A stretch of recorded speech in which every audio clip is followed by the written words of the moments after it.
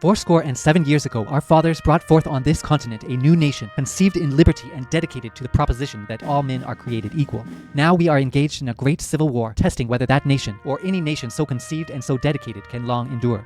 We are met on a great battlefield of that war. We have come to dedicate a portion of that field as a final resting place for those who here gave their lives that that nation might live.